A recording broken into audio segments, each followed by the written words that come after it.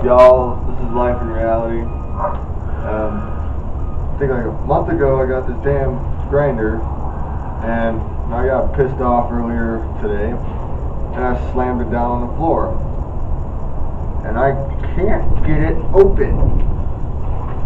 Or you know what? Fuck you, you damn piece of shit $20 grinder. Okay. It didn't break. Oh, you got it open. All right.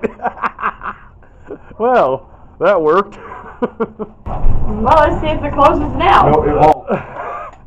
I'm so glad Lydia moved. You almost got hit. It won't close. Oh my God. Well, at least you got it open. Yeah, you got it open. Now you can get your tobacco out of there. Peace out. Don't forget to subscribe and like the video.